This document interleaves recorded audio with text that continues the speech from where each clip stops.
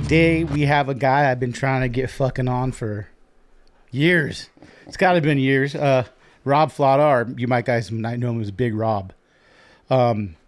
He has a lot to say, so I guess we'll start off with what do you have to say, Rob?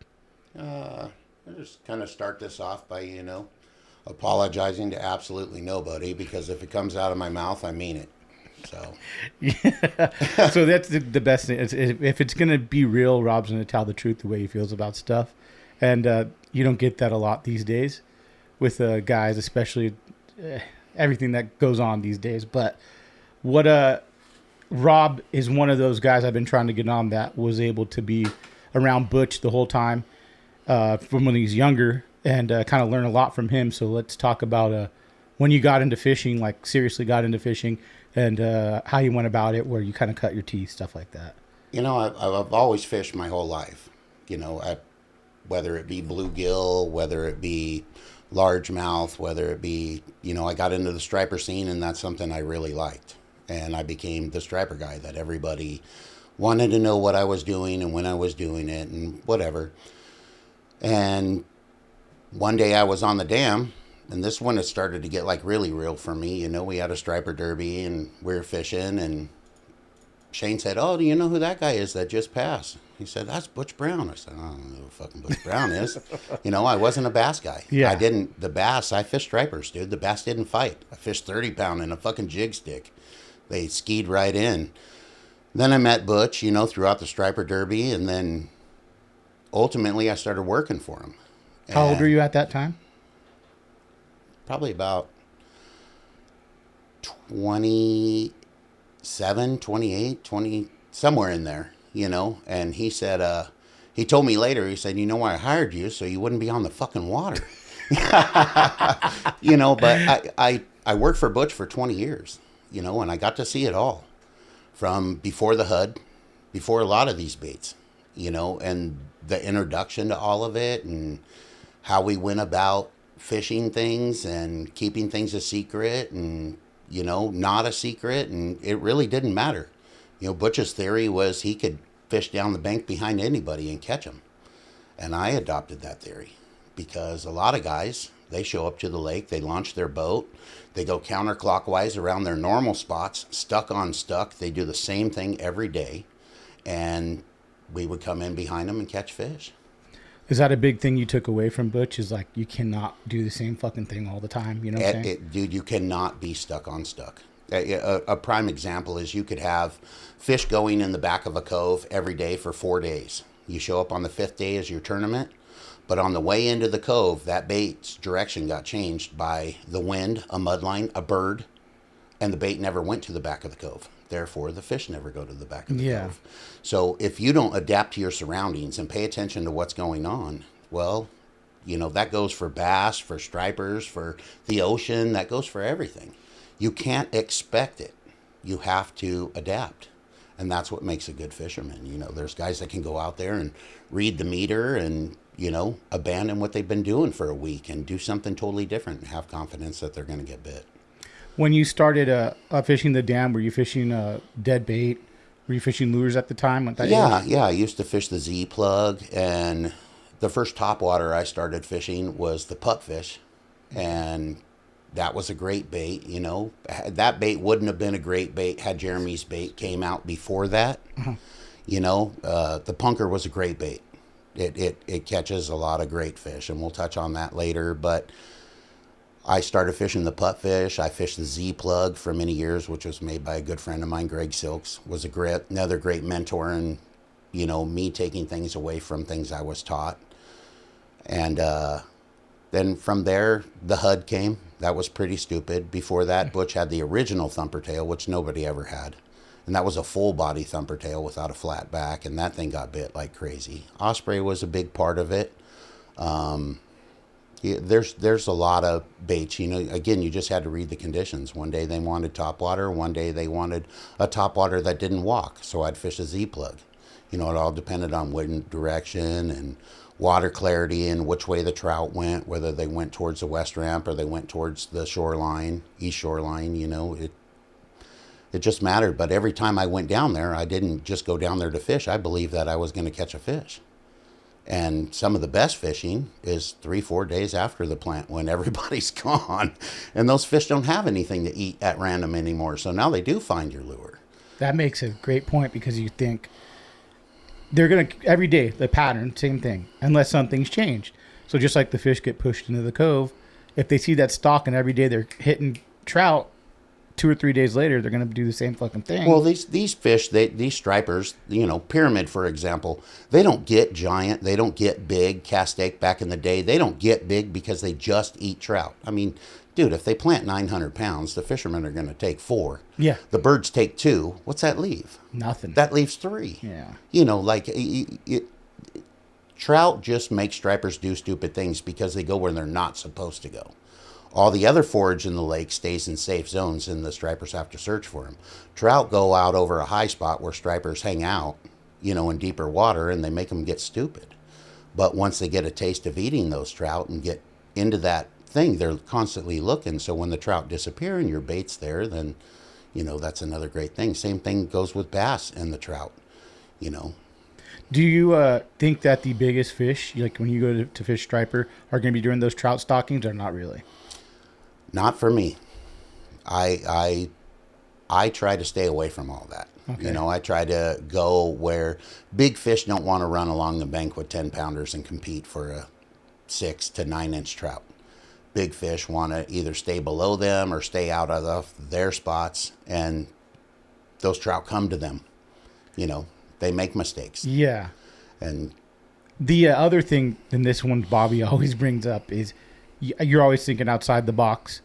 And he said he would see you in waders, like fucking chest deep out there casting. Well, the thing was, back then, like when I caught the lake record, the lake was as full as it could be. So there was so much shoreline that was unfished because people could not. Yeah. They would not walk in the water. They would not do these things. I mean, waders don't really matter on the dam. That doesn't change anything. But when you're going onto the east shoreline and nobody can go over there, and you're the only one that's thrown on the point, dude, what more do you want? So I figured out a way to do that. The water's cold. I wouldn't do it now. Fuck, I'm almost 50 years old, dude. I got fake parts in me now. I'm not trying to get in the cold ass water, but yeah. It made sense back then. And whether I was fishing largemouth or, I used to be at the Fin and Feather all the time, and I was in waders, and then they made a rule because people were jealous. They can't be in waders anymore. But I got to fish a lot of stuff that nobody could put a boat in. There's no docks around. There's no access to. You walk through all these trees, and here's a big pocket, and there's bass in there that haven't seen a lure. And it makes sense. Yeah. It makes complete sense. Like, and it's having that thinking outside the box mentality. I'm sure you would go home all the time and think, man, what different? What can I do different? Something new, something different. It's always it's again, not getting stuck on stuck. And that's something that was taught to me by Butch. He always told me, just don't get stuck in the rut. 2 things he always taught me. Don't get stuck on stuck, and put in what you take out. If we put in what we take out into this industry, if I take care of you when you take care of me, well, that makes everything around you better. So many people these days are all about take, take, take. Nobody wants to give credit where credit is due. I have no problem giving people credit if they deserve it. When did you see that start changing over the years? I never really seen it there. You've never seen it happen? No, huh? I happened to be around a few people in my life that they believe in putting in what they took out. Butch taught me a lot, not only in fishing, but in work. He taught me work ethic that it's dead. It's not around anymore. I very seldomly meet anybody that has any great work ethic in the construction industry. That's a whole different topic, man. It is. And it's like my kids just graduated, and then they're like, "Oh, is he going to school?" I'm like, "No, he's joining the union." I'm like, "Dude, I know if he works hard, it's something that'll pay off, and it's easy to do right now." A lot of kids nowadays don't want to do construction. That's a lot with everything. These swim baits, they take work. You don't go out and throw a topwater and just catch a fish. Do you know how many hours I put in? I remember at a time when the lake was changing and we had muddy conditions and things like that, and Butch went almost 100 trips, I believe, without a bite. Not a fish, a bite. Other guys would not fish anymore. Yeah. Yeah, these guys would start Yeah, I don't Drop know. shotting. Yeah, dude, they just give up, and that's Yeah. the thing with big topwaters, big swim baits. Everybody wants to say that they're a swim bait guy. Just because you have a swim bait rod on the deck and you throw it for 10 minutes during the day, that doesn't make you a swim bait guy. And these guys, they go out, and the big problem is they're always changing. So you can't really say they didn't eat the swim bait today because you didn't throw it through the 6 cycles of the day. 7 cycles of the day, depending on the moon phase, things that you've got going on. You didn't throw it during those times. You didn't throw it when the wind was changing direction. You didn't throw it when the moon was underneath you. You only threw it in the morning for 10 minutes. You said they weren't eating it. You fished a buzzbait, a drop shot, a spinnerbait, and an Ica the rest of the day. Yeah. Like, what did you consistently fish? You can't tell me that they didn't eat any one of those things. What's the biggest takeaway then? Like, if someone, say you want to be like that swim bait guy, like, what would you say someone should start at? Is like, sure, you have to know how to conventional fish somewhat, but stick to one bait. Is that the one thing and learn it? Or Only if you want to fish a swim bait, if you want to, let's say you want to get a depths fish. Yeah. Okay. Let's say you want to get a bottom dweller fish. there you go. That's the one you really Okay. want. We'll talk about that in a minute. But let's say you want to get a bottom dweller fish. Take a few baits, a few hooks, maybe 2 rods in case you have a problem with one, and fish it all day. You'll get a fish. Mm-hmm. And that goes for anything. Topwater. You want to fish topwater? Don't take things that swim on the bottom. Take topwater to the lake. Right. Don't half-ass it. If you want to be all in, be all in. There are days when, I might have 3 different setups on my boat, but that's because I'm checking out 3 different things. But when I go to the lake and I'm gonna fish this, I might have 3 or 4 rods on the deck, but they're all the same. That's another one, is sticking to that bait and not bringing something else, because it's like tempting as shit. If that jerk bait bite might be there, you catch some 5s or 6s, but you're trying to throw that big depths for the thing. It's like easy to pick that up. It is, but it's easy in anything in life to go the easy route. Swim baiting is not an easy route. People make it look easy because we have videos these days and they'll put up 10 minutes worth of footage of 4 different fish, but you don't realize that took them 4 months to get those fish. Or the dude changed his shirt 5 times with that fish. Oh, dude. Shirts, hats, multiple pictures. Oh, my God. Yeah, I've seen it all. So when you learned I think the biggest takeaway I've had from you, Shane, and Stefan is to be quiet, to not open your mouth about certain bites. When did you learn about that? And when did you learn, like, hey, I'm getting fucking burnt? Very early. There's no secret. I used to fish a lot at night. Yeah. And in the beginning, I was taught a few things by a couple of people that were around for a long time, and it changed quickly for me. There was a bait that was given to me. I forgot my lure bag. I showed up to the lake. There was an off color that was given to me. Well, I ended up getting a 30 on it that night at Silverwood, and it quickly became a staple. I fished it all the time. The other thing is I was taught to fish slow. Oh, you got it. Oh, no, you got it. You think you're reeling too slow, reel slower for the stripers. Well, I was reeling faster. And here's where that comes in. And it comes in with swim baits and every bait around the board for me when it applies itself. The more casts I make, the higher my percentage is. So if I made 300 casts to your 100 casts, and you're wondering why I caught 8 fish and you only caught 2, I fished more. It's a percentage thing, man.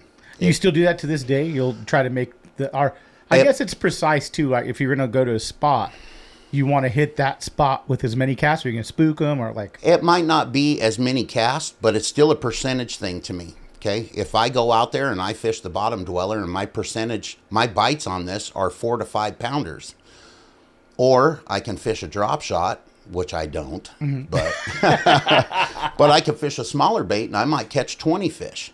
But my 5 bites fish clean on the bait that I believe I should be fishing will beat your 20, 30, 40 bites 98% of the time. Again, it's a numbers thing. And it's all up to the fishermen to figure out where their numbers come in best. Yeah. It might be amount of casts. It might be the bait that you're presenting. And you might go all day long with only getting 5 bites. There was a time when I used to fish Piru and other night tournaments and day tournaments for a couple of years where I kicked the shit out of everybody, man. But granted, I had the depths before So everybody that's another else. question I had was, you tournament fish as well, and you have for many years.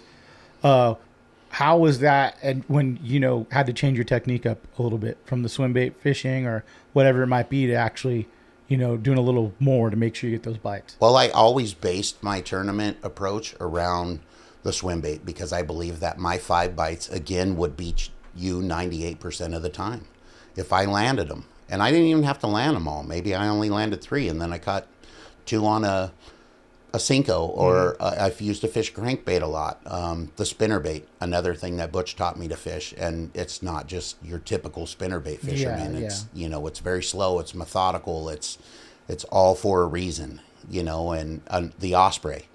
Used to fish the osprey like a jig. I could fish it uphill on a dam and never lose a bait, and touch every rock on my way, but I got bit doing it. And you have to kind of learn yourself. I might not be able to, I'll throw the depths in an area in the beginning. I might have a bunch of followers. But where my boat is, where I start, is precise. I'm just not aimlessly. I used to start in the shallows in the marina at Piru. And I would draw the fish from all around into the shallows. And they would stay. And I would let myself move out to the deep water. And then I would fish them that way. You mean just the drawing power of the bait? Yes. Like having the bait come. Whatever I caught was a bonus. I was trying to bring things to that area from around other structures. And you can make a long cast. And people watch me do it for a while. And they'd be like, dude, what is that bait? And I'd be like, oh, it's a prototype. But the bait had already been out for years. Nobody just gave it a shot. And Butch figured it out. He was turned on to it by 2 other people, Yasso and Fumi, and who are great guys. And Butch just took it to a whole nother level, man. And he gave me a bait, and I kept it quiet, and it was epic. How epic was it when you first got it? Like, was it like, oh, it was ridiculous. Go and you throw it a couple times to start getting bit? Well, it's definitely a learning curve. It wasn't a Huddleston. The Huddleston, epic. Really? Like you had a guy on here not too long ago. Last year, he said there is no magic bait. Bullshit. Again, I apologize to nobody. You don't know what the fuck you're talking about. Because that was a magic bait. The depths was a magic bait. What they're saying, do you think there's a magic bait nowadays? So, because you got to experience a different era, right, as well. So, do you think that's still the magic bait? You know what I'm saying? Is there a magic bait? There's a magic bait for something. Yeah. There's a magic bait for big stripers. It's Right there. Yeah. And that's the Fin Bait Customs, man. And we'll talk about that. Yeah. There's a magic bait for, different things. Look at when the Ned rig first broke the scene. That's a magic bait. Any dummy could go out and throw it. And I'm not calling you guys dumb. No. But I'm just saying any of the talentless people could go out and throw this. And that's how the Huddleston was in the beginning. And there was a lot of stuff that people didn't even, they didn't even know things were being caught on the Huddleston when it was being caught. Everybody wants to say they were in the beginning of this. The only person that was in the beginning of this was Butch. Yeah, I have heard the same story. So when Butch got it and you got it, because I love hearing like how epic the bites were, was it like, okay, this is how you rig it? You had a different type of rod because you didn't really have a rod to throw it at the time? We didn't even know how to rig it. Really? We fished it stock. Then I tied a treble hook on the back with Power Pro. Now, everybody can say they were the first ones to do something, but I'm telling you right now, the first person to come up with all that rig, if it wasn't me, it was Butch, and Butch did the majority of it. He was the first one to ever put a frog hook on it, and the reason why I say that is because he was the first one that had the bait. And there was a year period, almost, that nobody had the bait unless he gave it to him. Everybody can say that they got in with Kenny, but they got in with Kenny in 2005. Yeah. I listened to the stories. You don't forget your epic years. So you can't backpedal now and say, oh, I meant 2004. Yeah. 2004 was the year. It was ridiculous, dude. I was up top fishing stripers. It was the most unbelievable thing. You were using for stripers? Oh, I went up top. I would fish a couple times. I'd fish with Butch here and there in the boat. But, dude, I was a striper guy, man. Yeah. I mean, the bass were cool. It was cool to catch a 10-pounder. I stopped counting them. It wasn't... When I first met Butch, he didn't even take pictures of 10-pounders. Had to be a teener, dude. That's wild. And then the Huddleston came, and it was pretty dumb, man. I could go down there in my waders on the shore, And I cut Butch off one time. I said, where do I fish? He said, just fish. I fished his next spot, you know, and I learned later you don't do that. But, you know, I had a 13, a 12, lost a big one. You know, he had 3 in the live well. Sean James from JT Tackle was in the boat. He didn't even want to take pictures because he didn't even get bit. And Butch, again, fished behind Sean all day long. Gave Sean all the prime shot spots. Oh, so. That's a good guy right there. Yeah. So, when did you transition more into green bass? Because the tournament thing. I don't think I ever did. You just do it for the thing was, obviously I used to night fish a lot, and the problem with night fishing is that it drains you. So they might plant trout, I would fish then, and then I would figure out, it might take me 2 or 3 days to figure out when they were eating, and that was a key to my success, is because I was taught by Greg that these fish feed every 4 days as a group in the masses. Not that you caught 4 fish on the first night. What night did you do the best on? What night did you see the most action? That's the night. Okay, take a couple nights off and come back on the 4th night and tell me how it works. And it became a pattern for me. Might not work for everybody, but it worked for me. And there were many times where Butch would wake me up in the morning for work. I'd be sleeping in his driveway. I came from the lake to the house to work.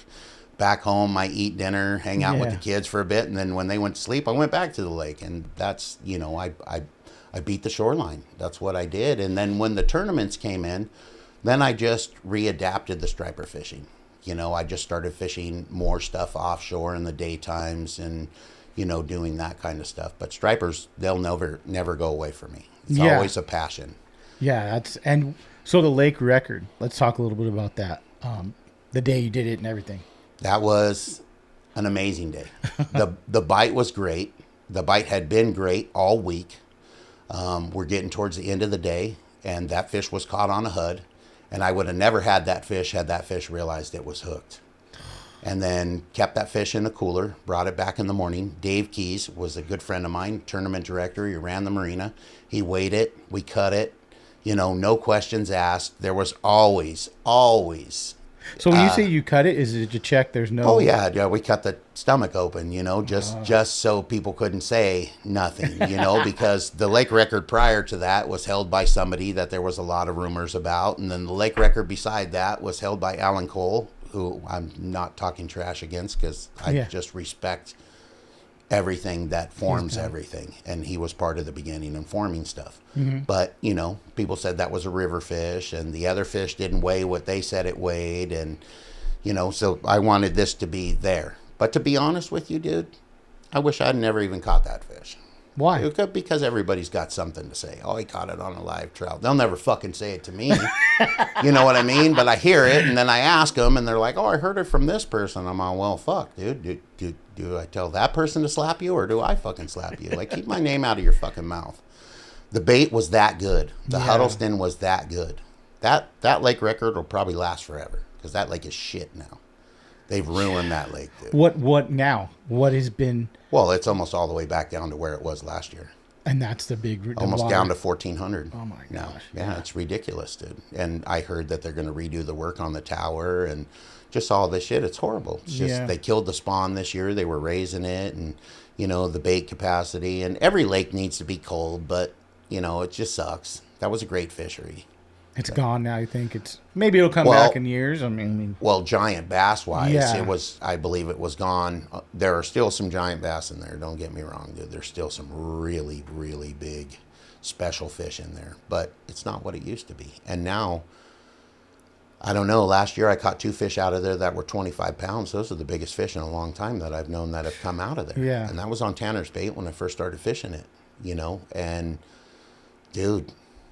6 to 8 pounds, 6 to 10 pounds sucked up stripers. I mean, all day long. Stefan knocks the shit out of that lake, and he puts a lot of time in on that lake, and even he can't get the better bites in his presentation. You know, here and there we come across a good fish. We talk about it, but it's not like it used to be. The lake average used to be 15 to 18 pounds.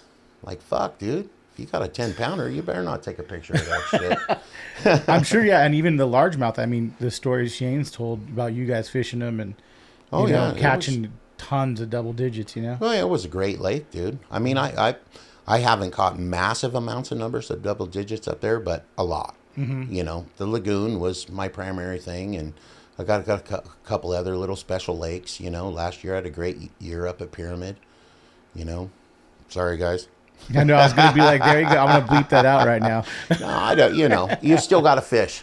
You still got to fish. You know, at the end of the day, you still got to go out and catch them. You could know everything what somebody's doing, where they're fishing, what they're doing. You still got to go out there and put in the time. Not sleep in and give me a bunch of excuses why you couldn't get up in the fucking morning. You know, you can put in all the time to go to the fucking bar. Get up in the morning and go to the lake. Yeah. Yeah. Let's talk a little bit about the punker, because that was kind of a bait on its own. You know, I mean, when it came out, remember, like, talk about that a little bit, maybe line you're using, some of the fish catches, how to work it correctly, how to work it your way. The punker was a great bait, dude. And in the very beginning, I had heard about the punker, and everybody contributed the punker and thought about the punker for bass. I know it's hard to think that now, but that's what people used to think. And Jeremy, in the beginning, he didn't have the best sales in the cold months. His bait sold in the warm months. Me and Butch started fishing that bait up there on the dam, catching fish in front of people, and Dave Keese would put it in the paper. Jeremy's sales went great, you know, and I'm not taking credit for Jeremy's sales. He made a great product. And like I said in the beginning, had his punker come out before the pupfish, well, the pupfish would have never even mattered. That bait was nothing what the punker is. You know, the punker's a great bait. But, you know, going forward with the punker, I fished it for many years. I love to fish it on 20-pound P-line and a swim bait rod. I fished the same HUD on. It used to be the BBRC from Loomis, and then it went to the 957. And I just believe in having one rod and being able to fish it. I might have 5 of that rod, but every time I pick something up, it feels the same to me. The punker contributed for a lot of fish, you know, catches for me and other people around me. And I got the 10-inch punker from Jeremy. That was a great bait. Took a minute to get some fish on it because it's not an easy bait to figure out. Most guys couldn't throw it. It's a very demanding bait to go out and throw for a couple of hours, let alone all day long. Yeah. A special rod, heavier line. It's a very heavy bait. Lost my bait to a good fish, probably in the 30-pound class. Shit. You know, which is that's like the biggest fish that I've ever caught on a punker was that one that took that bait, and I didn't land it. You know, I chased it around for a little while, and it went down and got stuck on something. I never got the bait back. Last year, I came across Tanner's bait. Okay. And did you have a relationship with Tanner previously to the bait? No, I had talked to him a little bit, and he had 2 of the great grandpas, were the first 2, and he sent 2 of them out, and the other guy he sent them to, sent the other one to, sent it back, said it didn't swim. Who was that guy? His name's Abe. I don't even talk to the guy anymore, but I know someone else got one too. Then that original one got sold to my buddy Danny, who owns Bassaholics. Okay. And Danny bought 10 from him after we went to Diamond Valley, and I showed him this bait. And how did it go at Diamond Valley? I just kicked the shit out of him, dude. But it's all about, you know, I figured the first time I took this bait out, I took Shane out fishing, and he was just working. You know, he hadn't had time to fish, so we went out. I took him on the boat. We went fish bass, caught a bunch of bass all day long. And I said, dude, you got to see this fucking topwater bait, dude. Wrong rod, wrong reel. I throw it out in the wind, dude. I'm working it. I'm like, look at that, dude. I get the snap. You know, I've already kind of figured the bait out, and I get blown up on. And the next blow up is 25 pounds, dude. And I'm on. Fuck. Shane throws the depths out behind that and sticks one about 20. We get that one in the net, and then I have a bunch of other fish come off, and I'm like, oh my God. And they were on it. So I went back up there, and I caught another one in the 25-pound class and several other fish. And then I started dialing the bait in. And I put a bucktail on the bait, on the back. And that keeps the bait from overrunning itself. This bait works so well, and I work it so aggressively that it'll overrun the line because it wants to slide so far. Yes. So with the bucktail, it slows it down, keels the back out. Oh, okay. So it allows me to control the bait better on an aggressive presentation. And then started fishing it up at Pyramid. And again, did not go out to fish it this day that this happened. I was out with my buddy Daniel, and we pulled up on a point, and I threw it out, and I wanted to show him how great it walked. And these fish blew up on it, and one stuck. This fish never knew he was hooked. And it's the best striper I've ever had close to me. And I'm a drywaller. I know what 48 inches is. Yeah, dude. yeah, Every of sheet of course. drywall is 48 inches long. This fish was every bit of 5 feet long. And I wound it straight to the boat. It never knew it was hooked. I just led it to the boat. My buddy put the net out, which was for naught because the fucking fish wasn't going in that net. The fish turned, realized he was hooked, and it flew out. And it's on video. I mean, it's ridiculous. Really? The fish is so big, you know. I went back up there and I put in some time, and then that week on that spot, that particular, all the conditions lined up. We had a massive storm. I hooked 5 fish, including that one that week, and that 38 that was in Western Outdoor News last year, 37, whatever it was the smallest one I hooked. And they ripped the hooks out of the bait. I thought I got broke off a couple of times. The problem was I'd have to bring the fish up into the shallows. That's where I had to position myself to make these casts so they don't know I'm there. And the American shad were up on the flat, and the big stripers stayed out off the break, and they would come up there. And if something ventured out, obviously it got eaten. And I didn't want to kill the fish, but he ate the bait so far down he ripped one of his gills, and it just wouldn't go away, you know. So Was it delicious?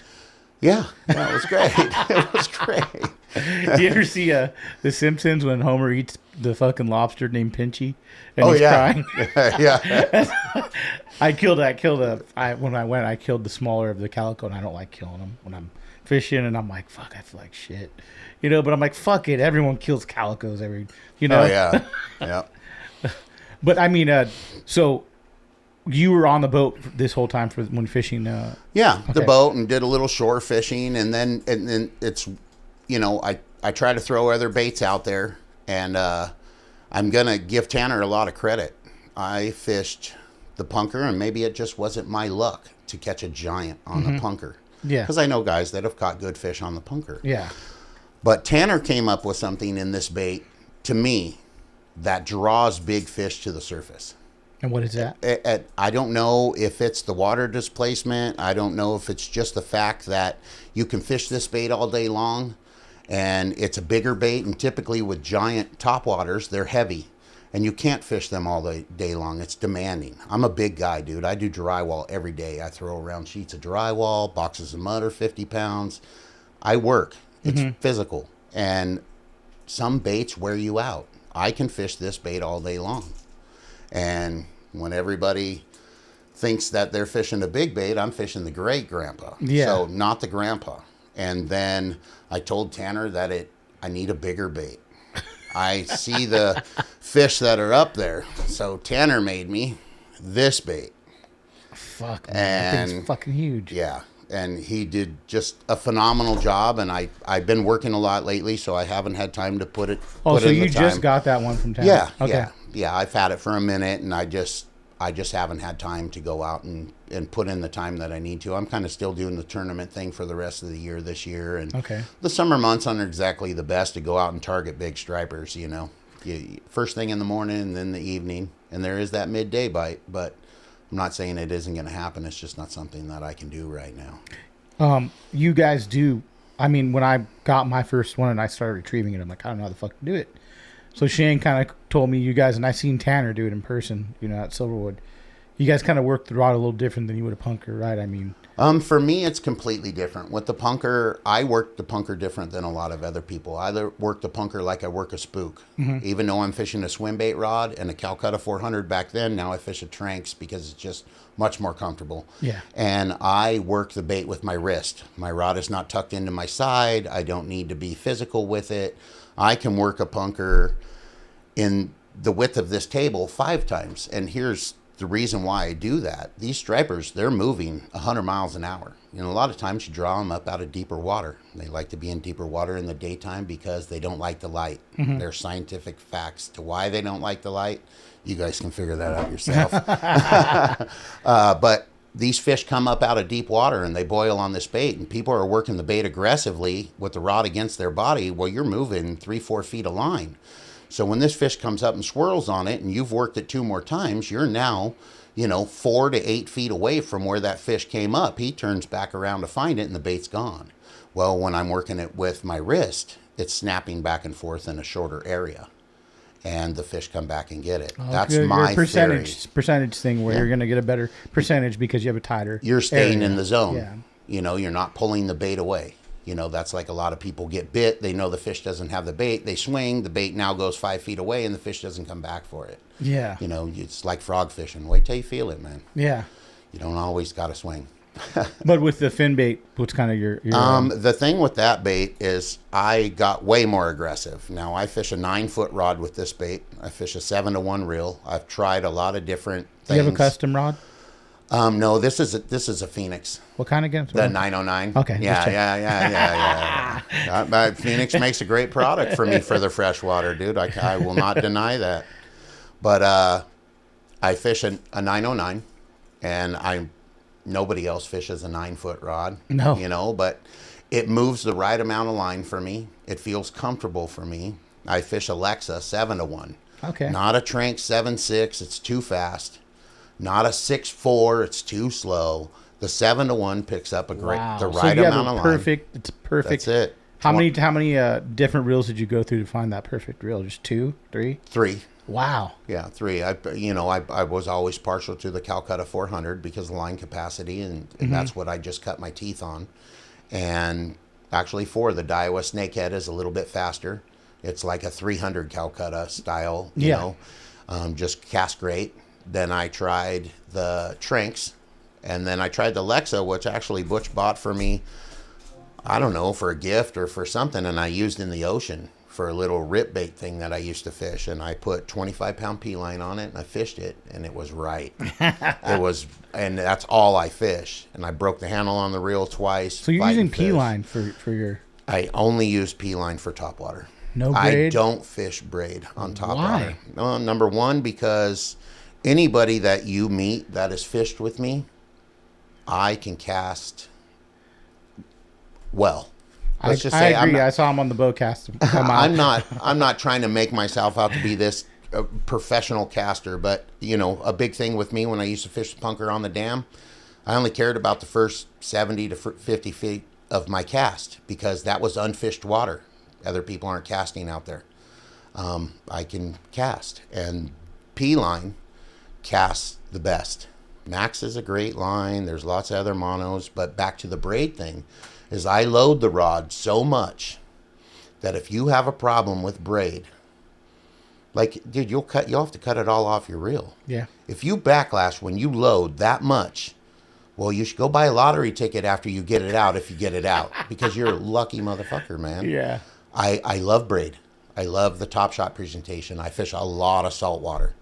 I do great in the saltwater. I have my ways of doing things there, but when it comes to this bait, in my garage is a rod and a reel that only this bait goes on. Okay. When I go to the lake, it's on the deck.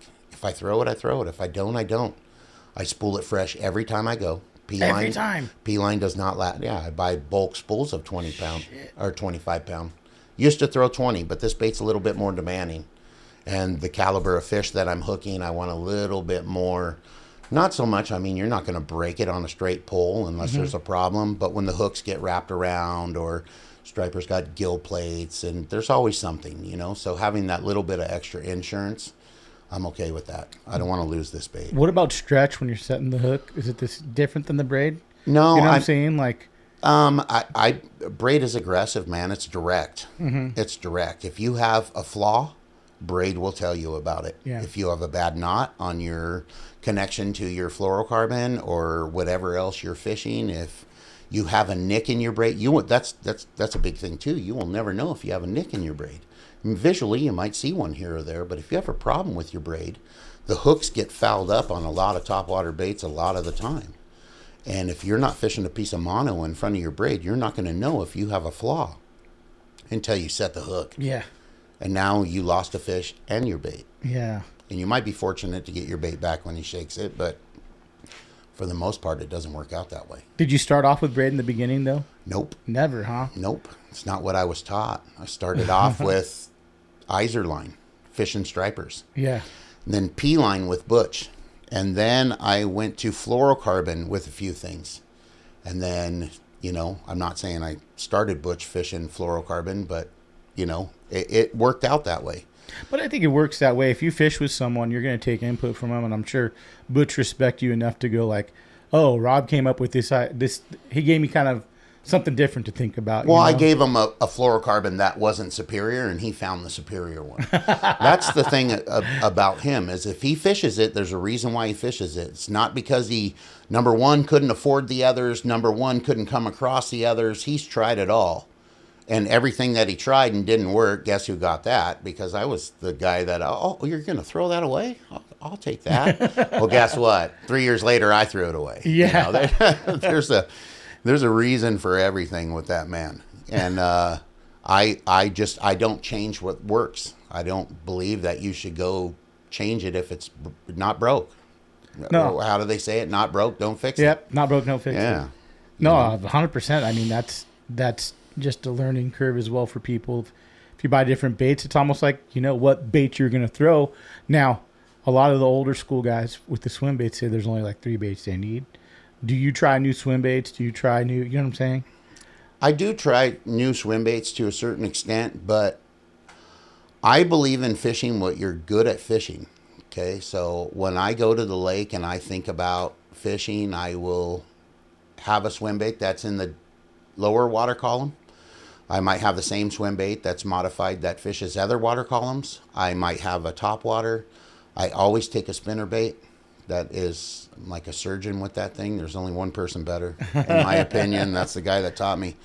That there's a few baits that I take. I don't say that there's only 3 swim baits that you could have, because what three do you pick for that? I have no clue, There's the HUD, there's the mag, there's Nate baits. There's so many great baits out there that have the same presentation, just a different tail wiggle. That's basically the only thing that changes it these days. I mean, how many forms of the trout can you make?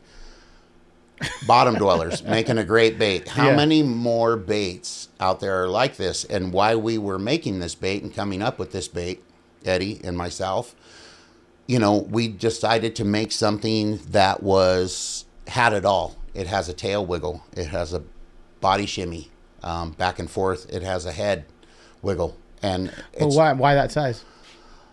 It's the most convenient size. Okay. Not necessarily saying I'm going to catch more fishermen with this size, but this is the size that we got bid on consistently. We have a bigger one. We have a smaller one.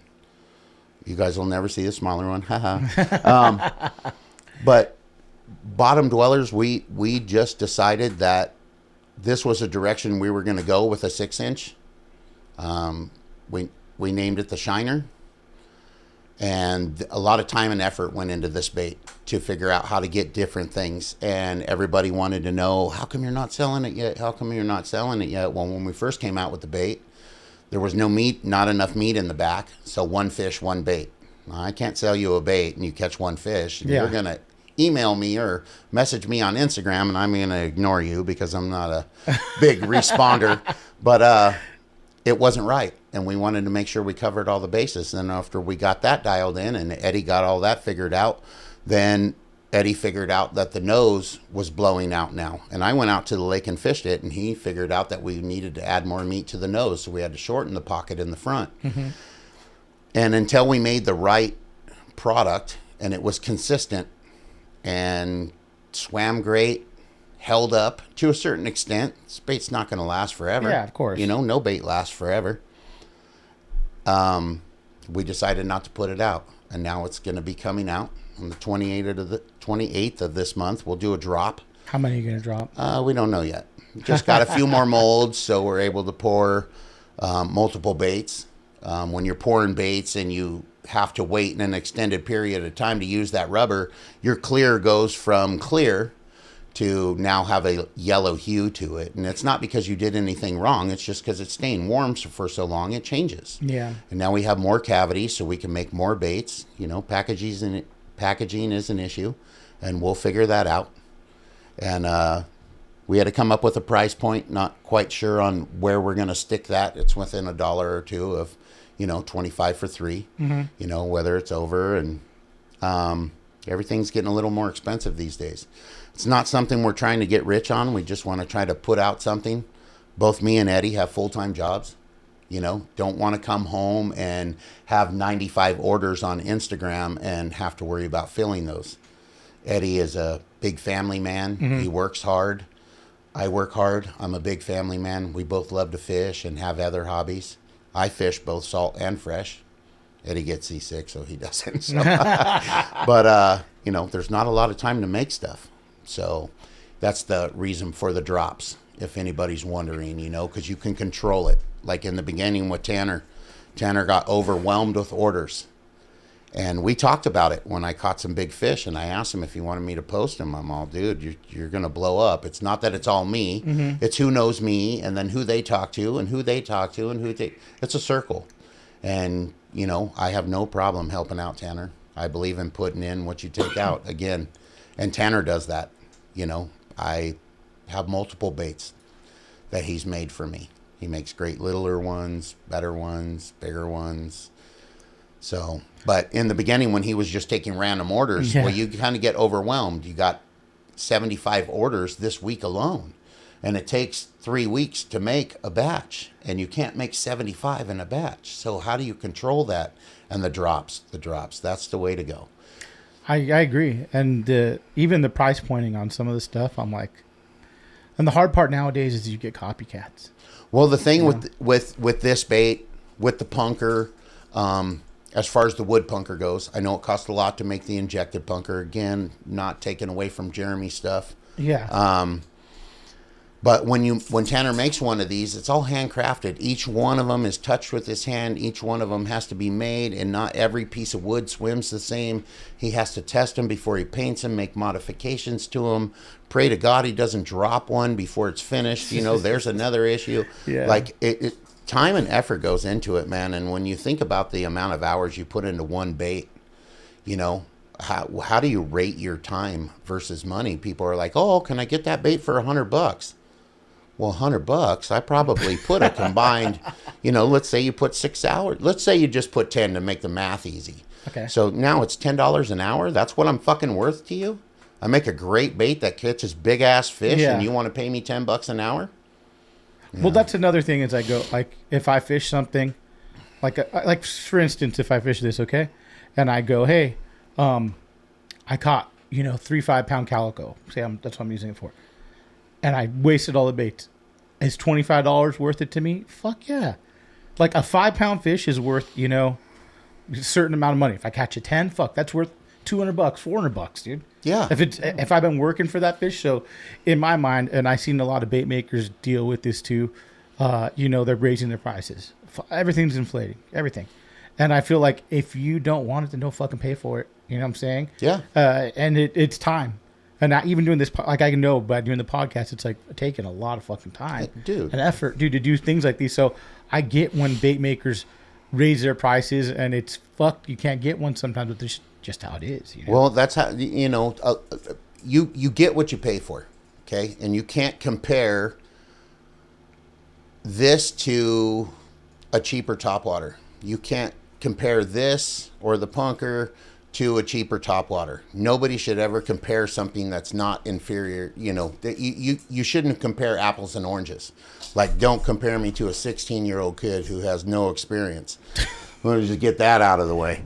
But you get what you pay for. You want to go to Walmart and buy cheap swim baits, go to Walmart and buy cheap swim baits. You want to buy a swim bait that's dialed in, buy a bottom dweller. Yeah. Okay, we put a lot of time and effort into this. Eddie more than me. He's very methodical about what he does. I test shit and I figure out what goes wrong, man. Yeah. I have input on things as they go on, but this went through a lot, man.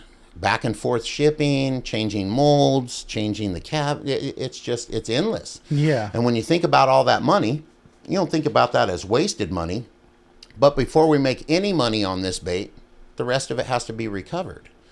And, people think even if, let's say we sold it for 25 for 3, which is in the ballpark of where it's going to be. Yeah. But 25 for 3, people are like, oh my God, I can go to Walmart and buy the Storm. I can get 5 in a pack for $9. Well, fucking go buy it. The storm didn't fucking come up with all this shit, dude. The Yeah. storm knocked off a fucking nether bait, and that's what they make. You know, that's how those guys do it. They let guys go out and fucking put in all the hard work, and then they copy it. And the industry sucks when it comes to the copying thing. I know. I've seen even Jeremy's came up with a lot of the people copying shit. There is, and nowadays it's like there's a lot of the same bait out there. There is. You know, would I compare Tanner's bait, copying Jeremy's bait? Not even in the ballpark, dude. This is a totally different bait. It's different wood, different presentation, different style. He didn't draw a mandrel and then just go from there. You know, he made a completely different bait. Jeremy makes a great bait in its own rights, and that's that. Tanner's bait is completely different. There are other baits on the market that are copying Tanner's bait, and I have seen a shit ton of baits copy Jeremy's bait, and they don't last. Why don't they last? Because nobody puts in the fucking hard work to make the bait. They think they're going to turn a quick buck on somebody else's fucking idea. And the universe doesn't let it work like that. Name one company that knocks people off that is still around. The originals are still around. Yeah. How many companies tried to follow in the footsteps of Kenny's bait? Okay, there was a lot of controversy in that, you know, and none of those baits are still around. Some of them made modifications and they're still around, and, you know, hats off to them. Yeah. I fished some of them and they're great baits, but the majority of them, they made a quick buck and then they fell by the weight. And I'm sure you've seen it through the fucking years of fishing, you know, for 20-something years. 100%, along with fishermen, you know. Fishermen are great at selling their self. 90% of the fishermen these days, sorry guys, like I said, I ain't apologizing to nobody. They're office chair and internet fishermen. Everybody has... There are guys that go out and make fucking videos on baits that they do not know what they're doing. They just watched how to fish it on a thing, or they know somebody that fishes them, and they go out and they make a video. And when you make a video on something that you never fish, like, I don't know, we were talking about earlier before we got on this podcast, that you can look right through these fucking people. Because you talk to so many people. This is fucking 256, 7, 8 episodes. I've talked to enough dudes where I can tell by the type of person it is. It's like you're reading a fucking tweaker or something. You know when someone's a fucking tweaker. It is. You know, and then I can tell, you're full of shit, dude. Like, you know, I don't believe you. You know, zero passion. Yeah, and I'm like, you just are spouting out information you may be seeing on the internet, or, you know, on a forum or something, and it sucks. It's fucking horrible. But there's a lot of different things. Like, for instance, one that you got heated on, if you don't mind talking about this, was Zaldane catching that fish on Livescope. Well, that is something that's going to change. You know, in my mind, what I saw was somebody wind a bait into a fish that was suspended under the boat, and when he felt the pressure, he swung. I've been fishing a swim bait for a lot of years, and unless you're designing a swim bait that turns around and hooks fish in their belly, well, I've never seen that happen. And I've seen a lot of fish come to the boat. Do fish get foul hooked on a swim bait? Yeah, they do all the time. But it's always under the chin. It's always on top of the head. It's in the gill plate. It might be in the tail. I've never seen one hooked under the belly. He ran that swim bait. That's sight fishing to me. And that's how it's going to be. Yeah. Across the board, if you're sight fishing and you hook a fish outside the mouth, he cannot go in the live well. Well, you're basically sight fishing with the Livescope. Am I against the Livescope? No, I'm not. I think it has a great purpose. Does it have to have some rules? Of course, like everything. Yeah. You know, there's always rules. And there's always going to be people that are going to be called complainers or whiners because they didn't figure it out. No, it's just fair. Okay, you're watching a fucking screen where you can see everything that's going on. If that fish is not hooked inside the fucking mouth, let it go because you're sight fishing. Really? Yeah, that's watch. That's what it's going to become. But you could bet fish during a tournament. You can bed fish during a tournament 100%, but if you hook that fish on the outside of the mouth, you cannot put them in the live well. True. That's why everyone on television, camera, everything else, and just in my observation, that fish was caught on film. Yes. His whole catch the day before was caught on film too, but I've never seen a highlight from that day, and that was one of the largest bags weighed in that tournament.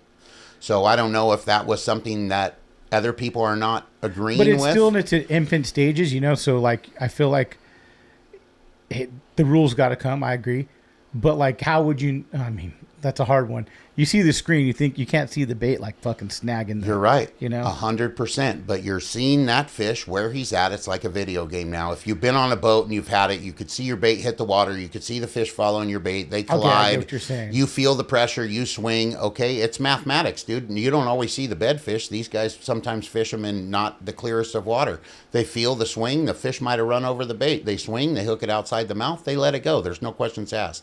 It's the same thing with this Livescope, man. You can see these fish. So you think they should apply the same rules to that? Like, say, if it's belly hooked, you got to throw it back in. If it's... Well, I believe that there's always rules that have to come with a new thing. You know, when I used to back off course, but back when I used to fish tournaments a lot, when I was winning a lot, one of the things at Piru was first show up, first boat launched. Well, the signups aren't till 6 o'clock at night, but I'd get there at 11 o'clock. So I was the first boat out and got my spot. Mm-hmm. And then they made a rule that wasn't like that anymore. Everybody's complaining. Yeah. But, you know, and complaining in their rights. Maybe some people can't get up there and it's not fair to them. But, you know, maybe some people can't afford Livescope and it's not fair to them. But the fact of the matter is, dude, is that is sight fishing now. And anybody that says that it's not is saying that for other purposes. Because in their heart, they know that that's sight fishing. Yeah, that's hard. It's hard, and I guess because you're doing it for money as a tournament, like it's living. Well, a lot of people look up to those people, man. I mean, those are great sticks. I love to root for Zaldane. Yeah. You know, I just don't agree with what I seen. The second I seen it, that's exactly what I thought. Yeah. And it seemed like even his demeanor changed on camera. Like he wasn't his normal self. He's like, "Oh, look, they're all fired up." You know, like I'm just saying, bro. I don't apologize to anybody, but you know, it is what it is, and there will be a rule. Watch, it'll happen. No, I never seen the video. You posted it or something, you know, and you commented. I'm like, oh shit, it kind of does look weird. You know, like when I watch there's lots of things like that. You know, you got guys in areas that come February, March, and April, they post the shit out of swim bait fish. The rest of the year is all on video. But for some reason, between February and fucking April and the spawn, nothing's on video. Nothing's on video, and the fucking movie star's right there. So if you're catching them bed fishing, why don't you have a video of that? And if you're catching them on a swim bait, why isn't it the same video that comes in July? You have your camera on the boat every day in July. Does your battery only work in the fucking heat?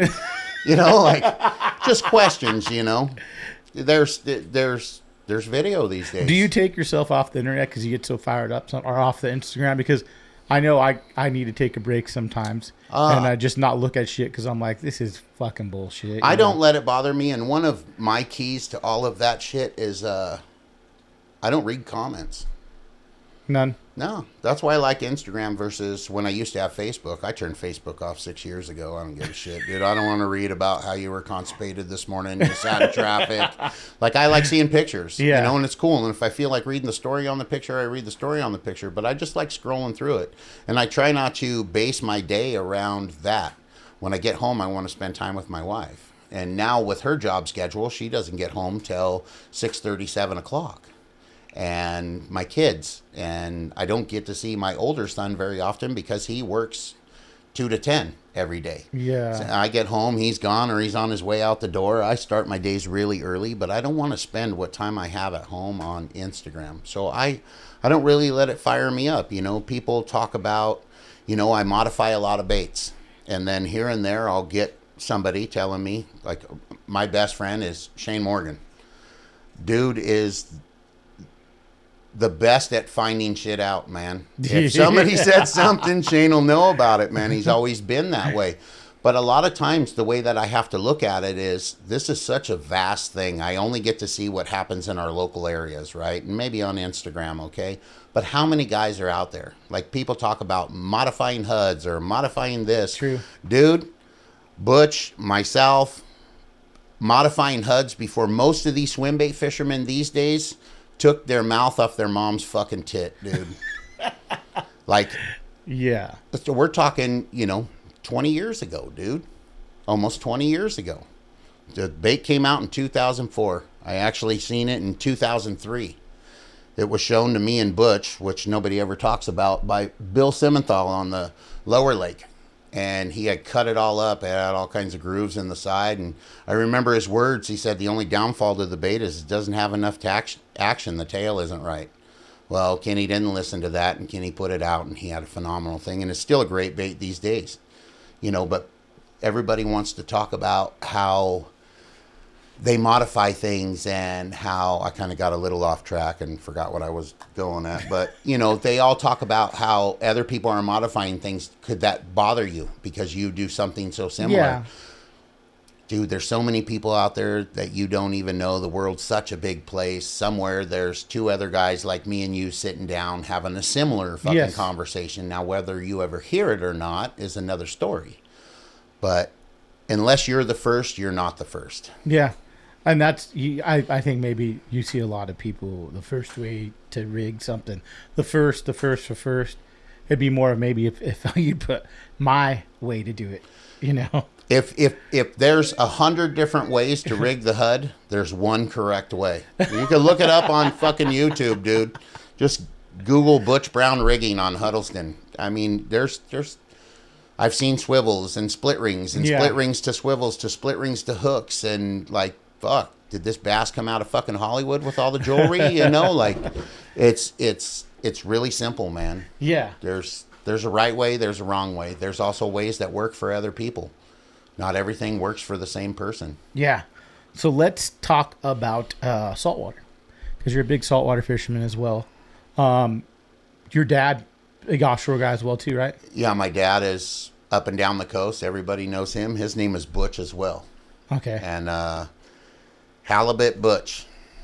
Lots of people might have met him. He's very distinct. He's not as big as me, but he wears a Confederate hat. And he'll tell you just like I'll tell you. You know, great guy. My dad's a legend up and down the coast. I grew up fishing out of Marina Del Rey and Redondo and, you know, further down the line, and then started venturing out and doing other things. And then for years, I didn't do the tuna scene, the albacore, any of that. And Butch has been doing that forever, dude. With Taka's Tackle on his own. Like, he's a great tuna fisherman. I listened to a lot of years of great knowledge, you know, freshwater, saltwater, everything. So when I started doing the tuna thing and started going to the islands and started fishing these situations, like I had an edge. I already knew. Yeah. I'm not the type of guy. I remember Butch told me one time, he said, dude, it sucks because everything I tell you, you fucking remember. So if you put in half of what you put into fishing into your work, you'll be successful. Yeah. And I'm fucking successful. Yeah. These have been some amazing years out on my own. Amazing years working for him, but just wow. I never changed a fucking thing. I don't try to reinvent the wheel. I don't try to take shortcuts. And same thing when it comes to the ocean. There's a lot of new things that come into play. Top shots and, you know, braid and this and that and what lines to fish and what not to fish. I'm really specific again. I fish one fluorocarbon. That's Torre Power Game. They bought the formula from Blackwater. Okay. It's epic, and they only make it up to 50 pound, but it is the strongest pound for pound line that I can fish, and I believe in it. How did you find that one? I got the line from Tackle Express, which is a tackle shop near my house. If you need anything, go there. Yeah. Tackle Shack's great too. Don't get offended. Tackle Express makes all the funny videos with the redhead. Yeah. Harry and James and Logan. Yeah, and I bought it in there and I fished it. And I had tried Seagar and all the other stuff, and they don't like Seagar on the long range boats, you know. And I started fishing a lot in the local again. I took like 8 years off. I had some things go on in my life that I just quit fishing, period. And when I got back into it, I got into it pretty heavy, and I like going to the salt, you know, so you can split your years. I don't have to be at the lake in the hot ass months, man. I just go out to the ocean. So I got this line and I liked it a lot. I tried with the Seagar and I was having breaking off, and I fish Seagar in the freshwater. I fish a Brazex. But in the saltwater, that stuff's not superior to me. It chafes, you have other issues, it fractures. People think they can fish a piece of fluorocarbon all day long. Well, once you land one fish on that and you hold it up to the light with a brand new piece, the used piece is milky and fractured. Yep. And it's no longer fluorocarbon. You might as well have mono on. You know, it's actually worse than a new piece of mono. But I came across the Power Game, and it's It's abrasion resistance. The knot strength is amazing.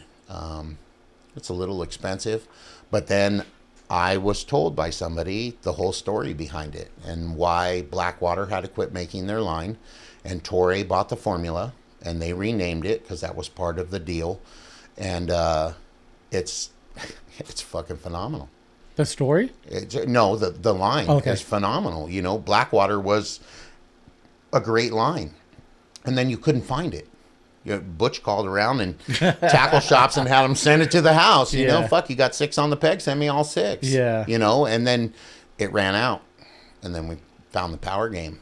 Oh, I came across it, man, and it's exactly the same because I can take old 35 of one of my really dwindled down spools that only have a little piece on it, and you can put it right in the feel, the knot tie, everything is the same. That's nice. And I love that line, man. You guys, that's one thing I feel like you Butch instilled into everyone is if you see that one thing, you fucking buy everything of it, you know? Well, that's, dude, I was taught that if you find a bait that you like, okay, and it catches fish for you, stock up on it. Because one of 2 things are going to happen. Either they're going to stop making it or they're going to change it. They might change it in something that they make the bait with, therefore it changes the performance. Mm-hmm. They might change a color. They might lose, if it's made in California, God forbid you paint with something because they change fucking regulations on that stuff all the time. Yeah. But everything changes or companies go away and either you're Butch Brown and you make a mold of everything, which I love him for, and he's taught me a lot about it, or you stock up on it. His spinnerbaits, in the beginning when he found out they stopped making them, he drove from here to San Diego in one day and hit every tackle shop that had them and bought them all up. This is before the internet shit. Yeah. Okay. Next day, drove from here to up towards San Francisco. Every tackle shop on the way that he could hit. Yeah, obviously, you can't hit 99 and 5 in the same day. Yeah. But, you know, did that and bought them up. Then those all ran out. So he made a lead mold of the head and tied his own. And that's the only spinnerbait I fish. So going back to the spinnerbait, when you say you're surgical with it, what kind of things do you like to do differently with that spinnerbait that maybe someone else isn't going to? First of all, I everything that I'm saying I was taught. Okay. So I fish the bottom, and when I bump something, I snap the bait. It's not, oh, I'm gonna bump something. Should I snap it? Should I not snap it? It's a reflex. I feel anything on there, I snap the bait. 9 times out of 10, the bite comes right after that. So you snap, you wind down, you set the hook. I mean, you feel them. It happens.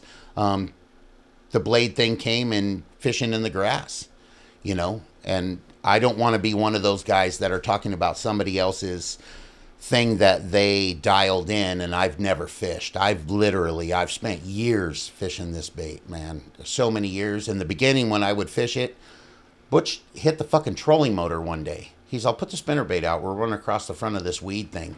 Let me know when you're bit. I was bit, and the motherfucker put the trolling motor on 10, dude, and set the hook for me. He's all, now you got him. You know, like, I had a lot of learning curves to go through, you know, because I was very crude and didn't pay attention to the finer details. You know, when it comes to greenfish, it's a lot of finer details. And the spinnerbait is very feel-orientated. You can't have your finger on the line trying to feel the blades. You need to have confidence that you're fishing the right rod. Mm-hmm. The butt of the rod stays in my chest. I fish direct. I can feel the blades in my chest. It's just everything, you know. Do you like using mono on that as well? Yes. Okay. I will fish fluorocarbon in certain situations, but 12-pound P-line, dude, is pretty right for it. You know, with the right rod, the right reel, the castability, distance is really key. And when you're throwing a full spool of fluorocarbon, you can load up, okay? You can make casts, but you got to remember, if you have a backlash, that is now no good, because if that kink is outside your rod when you set the hook, there is a very strong percentage that you're going to break your fucking line. Yeah. You know? The cool thing to hear is when you talk swim bait fishermen, you're not just always throwing swim bait, but I feel like topwater almost gets put into that same categories of swim bait. You know what I'm saying? It does. If I go out to throw topwater, though, dude, strictly in the right months, and I'm targeting a big fish, opening to close, it's the only thing I have on the boat. I might have a couple different presentations. You know, I might have a punker. I'll definitely have this. You know, Tanner's bait always goes. And you just kind of have to read, like we talked about in the beginning, the situation. You know, this bait for me, the great grandpa, and then this giant bait for me isn't a fast bait. Okay. And sometimes they want that punker on the fast snap. And if I'm just going out to get bit, then I read the signs and that is what it is. But if I'm targeting a big fish, then I've got the great grandpa tied on, and this year it'll be the bigger bait, and I will put in the time. I might not get a roll. I might not get a blow up. I might not get anything. But I'm going to do what I need to do to get the bite that I'm looking for. I'm not looking for, you know, a fucking 10 to 25 pound. I'm not looking for fucking shitty 10 pound to 25 pound fish. To be honest with you, man, I'm looking for that 35 plus, and I really want a 50 so I can have a double lake record, one at Pyramid and one at Castaic, and then you guys can all suck it. It is what it is, man. You don't like fishing any other lakes? I do. You do? I like Silverwood. I like Diamond Valley.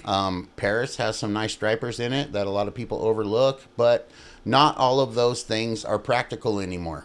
For me to go to, the closest one would be Silverwood, but for me to go to Diamond Valley, that's $100 in gas. Fuck, right? You know what I mean? Yeah. I drive a V10. You know, I tow a 21-foot boat. Yeah. Like it costs money.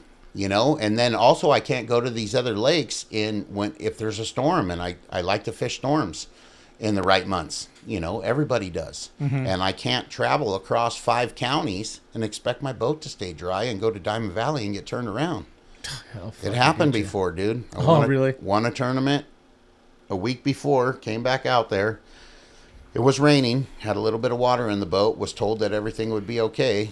But got okey-doked by the second place team's brother, who was an inspector, who failed us. Fuck. Yeah, I lost my shit. He ran, little fucker. But yeah, it's how it happens. That's a long way, man. You know, with gas prices now, it makes it tough. I make good money, and I don't really look at what I spend on the gas. But when I'm traveling like that and towing the boat, yeah. That's why I like the saltwater. Right. You don't have to worry about it, right? That's what you were saying earlier. Yeah. Do you hit NorCal at all? Will you try to go up there and fish a stripe in the Delta? No, I actually, I haven't. As surprising as it is to a lot of people are going to be like, what the fuck? Like, dude, I've never fished any of the big bass lakes up there. I've never been to Clear Lake. I've never been to Pedro. I've never been past Pyramid besides Isabella. Yeah. Which we're not going to talk about. But you know, I haven't been up there. I have some good friends up there. I have a buddy Matt up there. My buddy Danny, who owns Bassaholics, Dan Norman. He travels a lot. He has a brand new Vexus. He bought that first one at the show years ago, the bad boy, and he's put another 80 grand into the boat. It's ridiculous. Shit. Motorhome, everything. He goes up there. They kick the shit out of fish up there. But you know what? In the last year and a half since I've really gotten back into it, 2 years, my work situation has been unbelievable. I can't complain, man. I do custom drywall. I have some good contractors, and they keep me busy. And the fish aren't going to go away. That's another one of those things that I was taught by a great mentor, you know? Like, dude, the fish are going to be there tomorrow. The work might not. You, and I feel like you kind of want to hit those records close to home. You're not looking to really... Well, it's how much time can I put in on Pedro, okay? True. Let's say I can go to Pedro. Pedro's a great lake, dude. I got guys that are on great bites up there year-round, you know? I hear about it all. I don't go up there and fish their shit, you know? Yeah. But how much time can I put in? Let's say I got to go once this month. Let's say I got to go once next month. Why wouldn't I fish a lake that I fished 500 times and I know where things might happen and I'm more in tune with it than chasing other people's bites? I agree with that. And that's one thing I hear people say, you know, like about Butch, like, hey, and I said it on the podcast previously, like, well, he only does it at that one lake. I'm like, well, tell me another guy that can do it First of all, at another lake like that. First You know of what I'm all, saying? feel free. I used to hear that all the time. Oh, Butch catches the same fish. No, he doesn't. Okay. And the lagoon's so easy. Really. Because I watched you come down here the other day, and like in the beginning of the show, I was talking about it. You launched your fucking boat. You went counterclockwise around the lake. You put your boat on the trailer and you went home. You know, guys, I'm not going to say any names. Yeah. Fish fucking crawdads up there all the time and then call their buddies to come and take fucking swim bait pictures and say that they caught Hang them. 'em. Dude, Oh. you didn't. Yeah, I've watched all this shit go down. The whole fucking history. I'm not going to say names and start blasting people on this show. But you know who you are. And I know your gig. Like, it's not easy. That lake will hand your fucking ass to you all the time. That dude, yes, he's fished down there. The lake opened the year I was born, 1974. Fuck. He was the second in line. I think there was a sail. I've heard the story 100 fucking times. I think that's Swim It Underground just did it. There's a sailboat in front of him. Like, dude, the whole thing. The guy fished there forever. It only used to be open on Friday, Saturday, Sunday. He was first in line every day.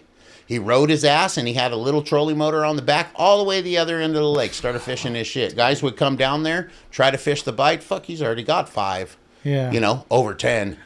You know, like, dude, it's not an easy lake to fish. Everybody thinks you just go down there. Yeah, you can go down there and catch fish, but you're not catching the fish. Yeah.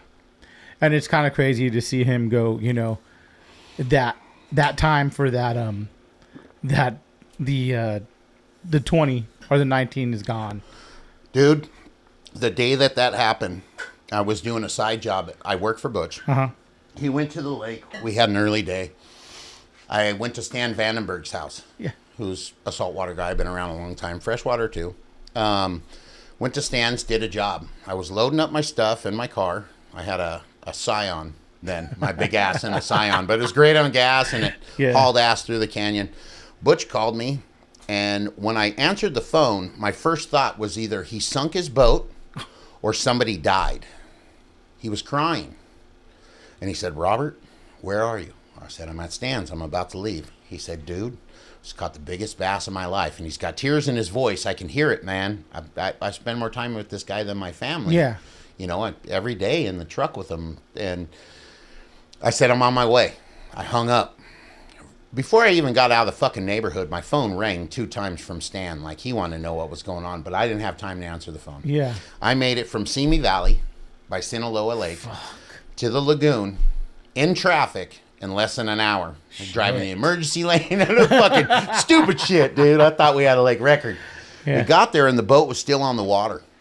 And he's standing there, he's talking to the lifeguard, and he's like, this will be the first time I opened it since we got here, and I showed the lifeguard. And, well, he didn't fuck with it. It was just in the live well, you know, and this is a 150 quart cooler, dude. You've seen it. Like, he goes to open it, and the fish splashes, and I slam it with my foot. And I'm like, oh, dude, you got to pull a boat out of the water, dude. We cannot fucking do this. I've been in that boat, dude, when we're on an epic bite, and we got 4, 5, 10 pounders in there. You know, and sometimes we got to let them go because they don't fit. We just figure out what the smallest fish is and throw a 10 pounder out without a picture. I've seen teeners jump out of the fucking boat. Whoop, whoop. Oh, shit. You know, no picture of those ones, you know. And for me, it was kind of a big deal because I was new to it all. And a 10 pounder was a big deal back then. Like, fuck. It still is. Yeah, I know. To me, it's kind of more now than it was before. Yes. And it wasn't easy to catch them. Not everybody could catch them. You know, people catch one and put on 6 different shirts and 5 hats. I know who you are. But, you know, and claim they caught 5 fish. Like, I have fucking pictures of my shit, you know. Yeah. There were days where I didn't get pictures, but it is what it is. I've caught 5 10 pounders out of the back of Butch's boat. The only guy that's ever done it. Behind him. My God, 50 Twice. pounds, dude. Twice. Oh, yeah, over that. We caught 60, I think that was 66 pound limit. And Is that one of the biggest recorded? He's got a bigger limit. That's a bigger limit Is there. I came down that day. Shit, dude. There's some epic shit, dude. You know, when you have an 18-pound anchor, you know, that equals a big fucking stringer. You know, you got 3 teeners and the big one's 18 pounds. You get up there real quick. You know. Back to the story though. So you guys pulled the boat out of the water. And yeah, we pulled the boat out of the water, and he had the scale. And pulled it out, and I really didn't even want to hold it. Like, I've seen people drop fish. It's never happened to me, but they're violent, dude. A big fish like that has a lot of power, and you think, I got strong hands. He's got strong hands. We both work with our hands every day, but dude, there's times when you grab a fish and they just have so much awkward turn, it gets out of your hand. Your thumb is your weakest part of your grip, you know, and they turn the wrong way and they get out. So I grab the fish with 2 hands, and he gets the scale and standing on the ramp, and we weigh it, and it's like 19.5, 19.3, 19, 19.5, 19.3, 19.5, 19.3, and he's all 19.3.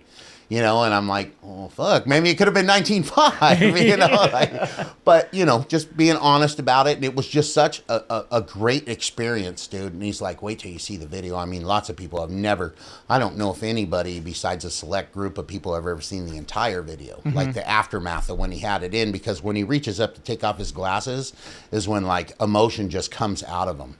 And I love that kind of shit these days. Like, I go on boats.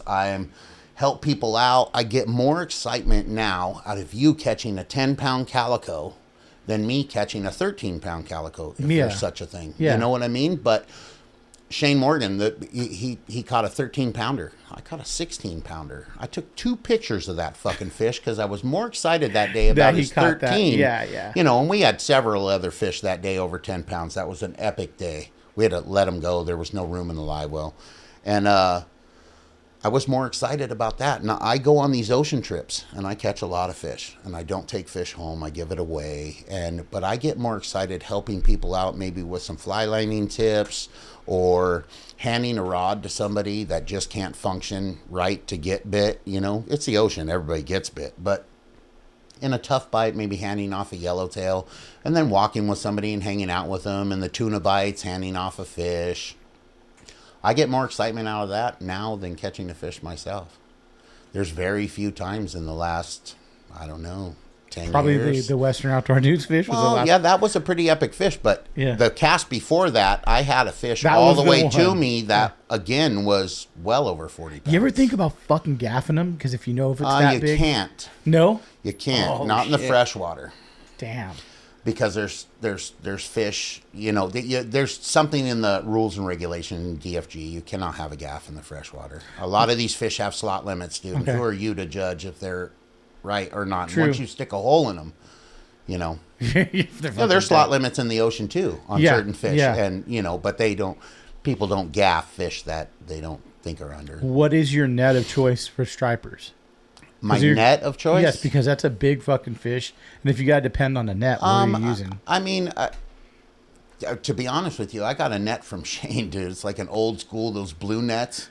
It looks like I could put this fucking table in it, you know. It's kind of a pain in the ass, but Promar makes some really good nets, dude. Yeah. I mean, there's lots of great nets out there. I'm not really a brand guy. That's why I don't, like, rep a lot of people.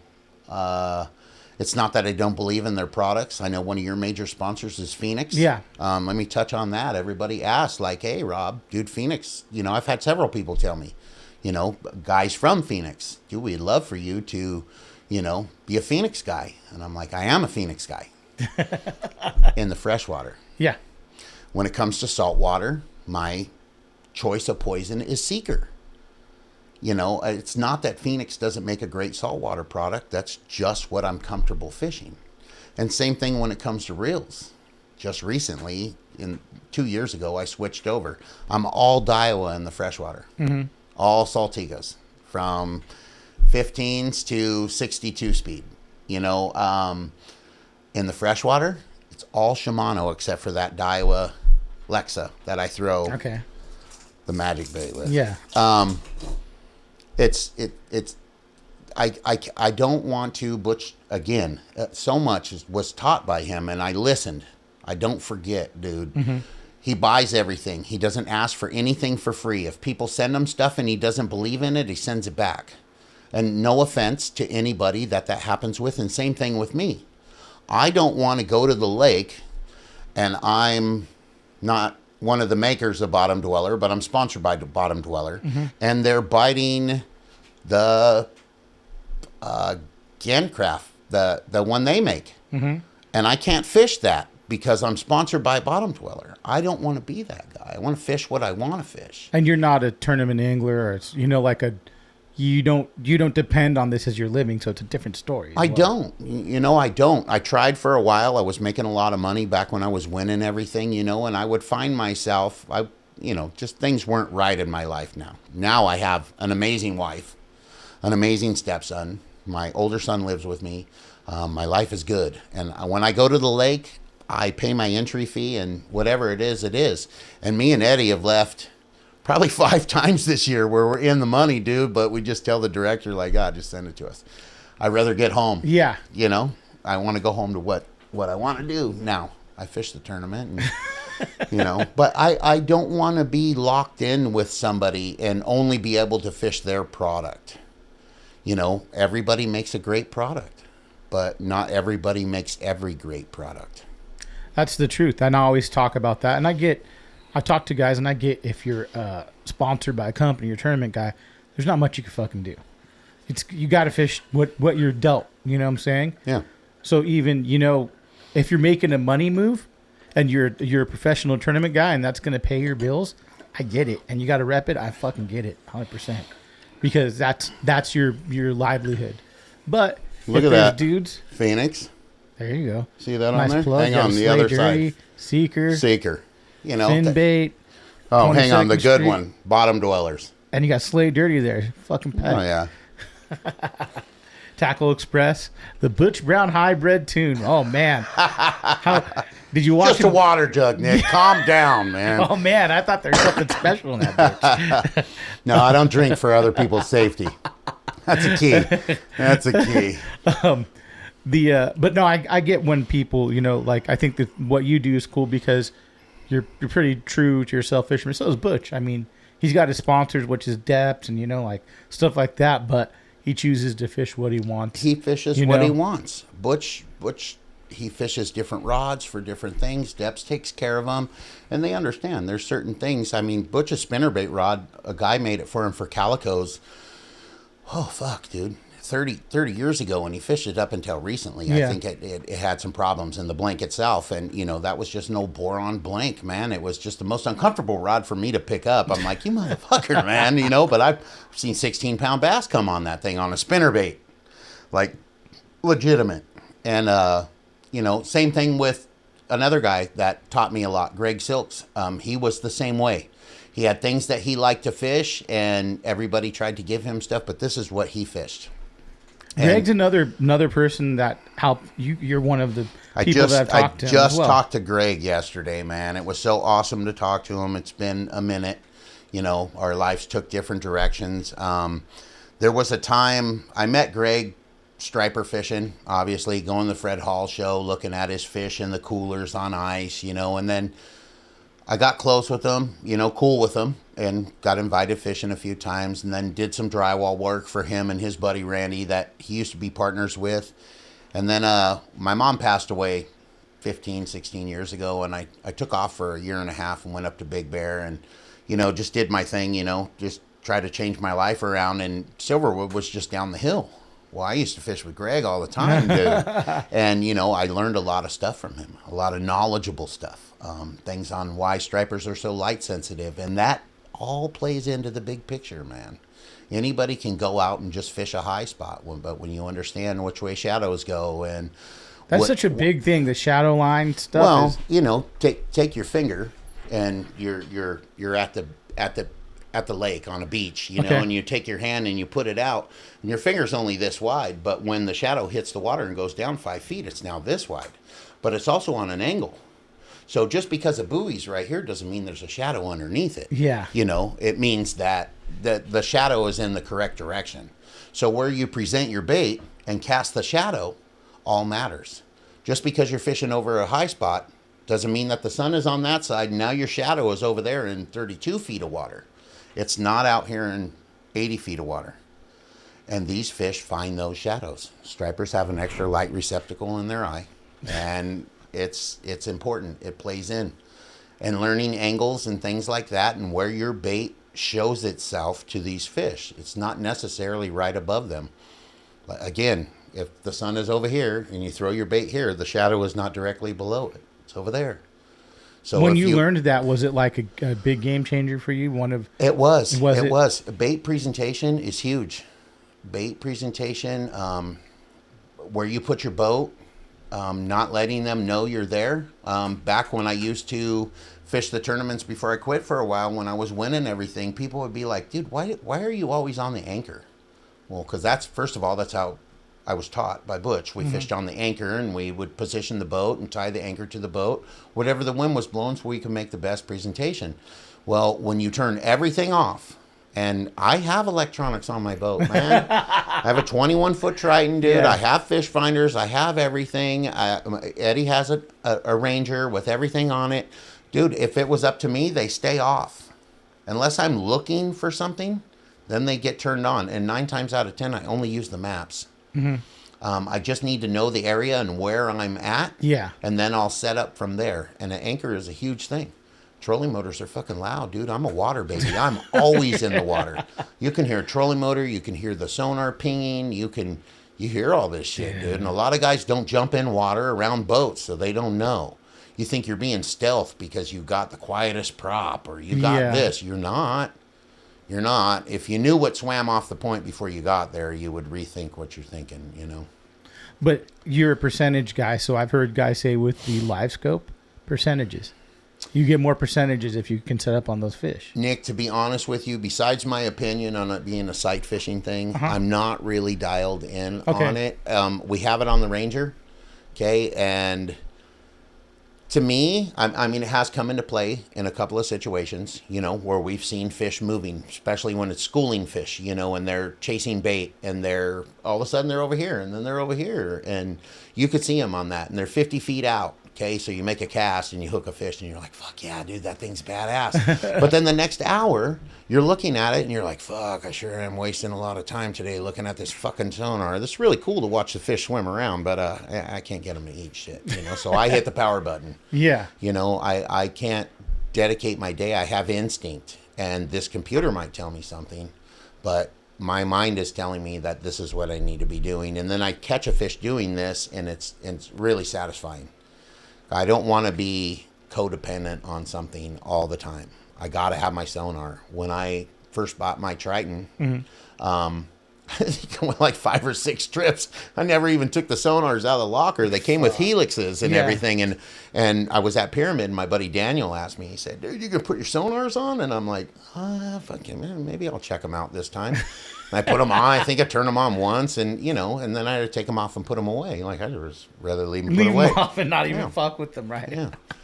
It's cool. I could care less what people look at me and think I have and everything else, you know, like that's a lot of people these days. They're so worried about what everybody sees, and you know, either they got to look really cool or they got to look really secretive. Like, dude, unless you're fucking winning, I don't want to know what you got.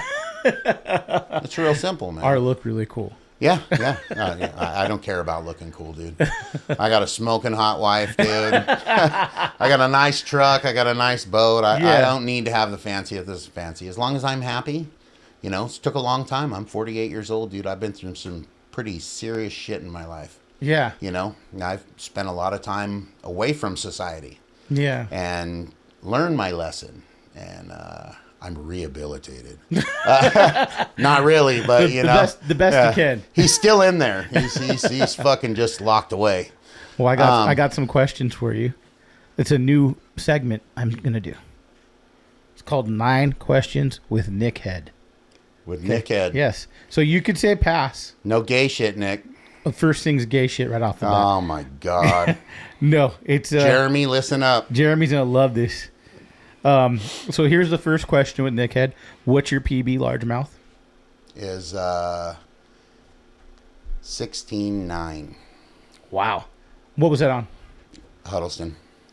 Okay. It doesn't need to be a long answer. This is let's do for fishing. Have you ever been arrested fishing? No, but I've had my car confiscated and then went fishing after that. How did your car get confiscated? I fucking had bad tags when I was younger. I just let them go bad. We were on our way up to the lake, and actually Butch was right there, Butch and another friend of ours, and I got pulled over for no seatbelt. Oh, shit. And I got lippy with the fucking highway patrol guy, and he just but when they ran my name, it changed the whole topic, and he just became a dick, and I was a dick back, and he took my car, and I was still a dick, and I still went to the lake, and I still caught fish. And Butch told me, don't worry about it, dude. I'll give you the money in the morning. You just go get another one. I'm like, fucking damn pound. This is worst boat fail.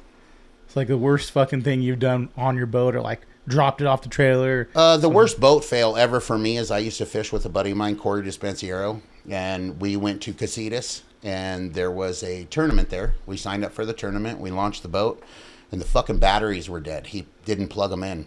And I caught that day while he slept in the truck because he partied all night long with Ron Cervenka on the back of the boat, tied to the dock, like 56 pounds on the HUD.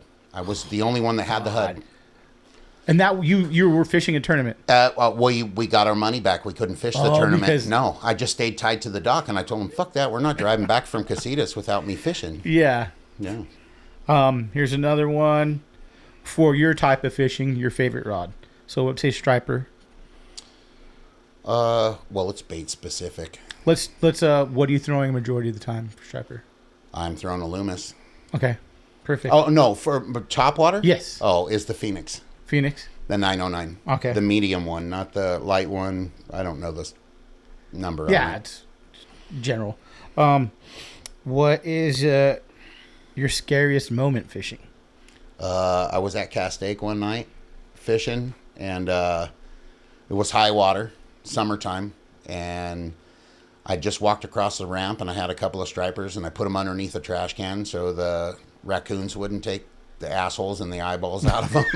And I sat down on a rock to put my shoes in my backpack, and I stood up to swing my backpack over my shoulder, and literally 3 feet from me, full-grown fucking mountain lion screams at me. And if I didn't just piss, I would have pissed my pants. I'm gonna tell you now. Literally screamed at me, every hair on my body. By the time I could reach into my backpack to grab a knife that I had, because I can't carry a gun, grab a knife, that fucker was so far away. And dude, I've seen bears, I've seen all kinds of shit.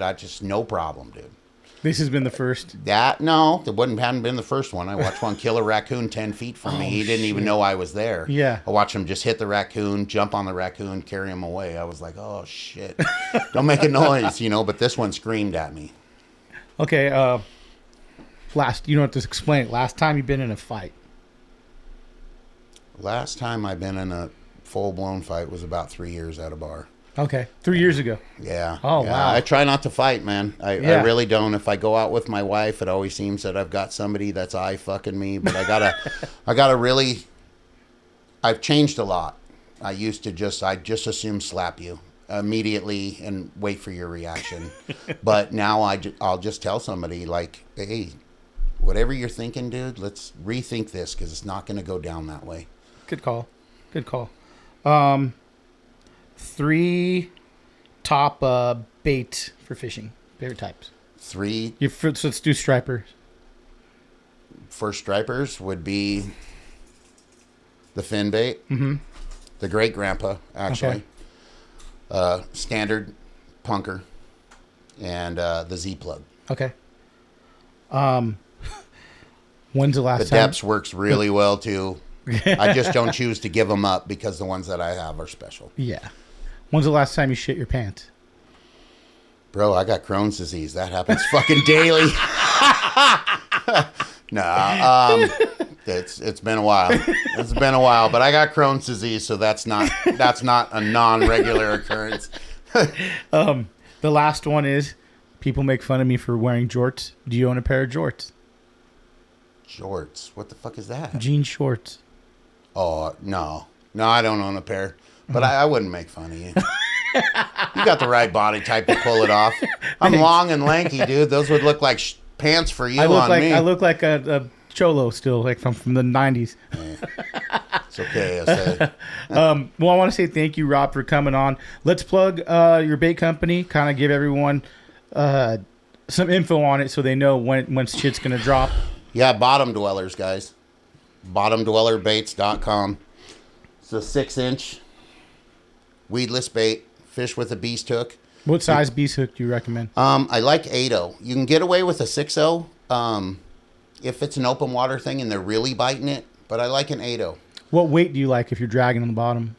You can go, I fish this well all the way from a 1/4 ounce to the 3/4 ounce. Okay. You can buy it, you know. Started with a 10.0 in it. It was just too big. The 8.0 was pretty good.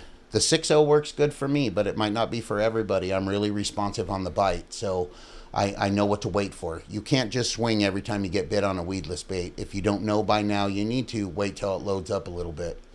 You know, back in the beginning when I first got the weedless HUDs, that was the thing. But the bottom dweller was made for the hook to just ride right. The pocket is oversized. We had to lessen it a little bit, but it all worked out in the long run. We're going to have a drop on these baits this month on the 28th. Okay. I believe it's this month. Sorry, Eddie, if I'm off by a month. But I think it's this month on the 28th. I can't tell you it's the best thing in the world, but it's the best thing that we could come up with. And we put a lot of heart and soul into this. You know, Eddie's a phenomenal bait maker, dude. He has great ideas. And I'm very fortunate to tag along. And, you know, I got to put some input on this bait, and everybody wants to have it. And yeah. Soon they will, you know, but it's not just going to be, you know, like I said earlier, neither of us want to devote our whole life to making plastics. Yeah. Like, I'm a drywaller. He's a fucking manager at Costco. And we both have families and love to fish and do other things. This is just like a little side thing to maybe help some people catch some nice fish. And we're going to target both freshwater and saltwater. So it can be fished with a beast hook or a jig head. You could put it on the back of a vibrating jig. You know, you could put it on the back of a swim jig. You know, a bigger hooked swim jig. The plastic is right. Not too soft, not too hard. We played with all that.